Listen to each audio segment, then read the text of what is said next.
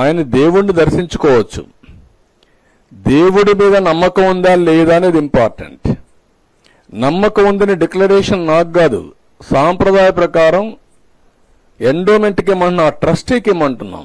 ట్రస్టీకి ఇవ్వడం నీకు బాధ్యత లేదా? ఆ సాంప్రదాయాలను గౌరవించకపోతే నువ్వు ఎందుకు పోవాలి? నీకు అధికారం ఇచ్చింది ముఖ్యమంత్రిగా అధికారం ఇచ్చారు, కానీ సాంప్రదాయాలకు విరుద్ధంగా పనిచేయమని మీకు అధికారం ఇవ్వలేదు. You must know that. అది అడిగితే బూతులు తిట్టారు.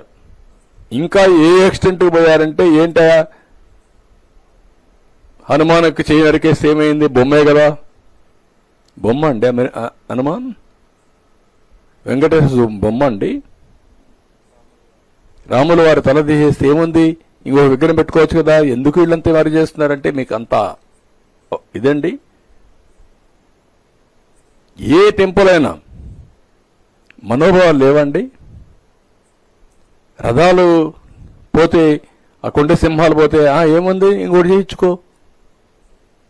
ఆ రథం కాలిపోతే ఏమైంది? కాలిపోయింది, తేనెటీగలు వచ్చాయి. అంటే అంత రెక్లెస్ సమాధానాలు. ఈ పోర్టులో అగ్ని ప్రమాదం జరిగితే జరిగింది, ఏం జరగదా? ఇవి నిర్లక్ష్యంగా ప్రవర్తించిన తీరు ఈరోజు సెంటిమెంట్స్ ని దెబ్బతీసే పరిస్థితి వచ్చింది. సెంటిమెంట్సే కాదు, అందరి మనోభావాలు బాగా దెబ్బతినే పరిస్థితికి వచ్చింది. That is where we are today. అందుకే నేను ఈ బాధపడుతూ చెప్తున్నా, ప్రతి ఒక్కరూ కూడా మనం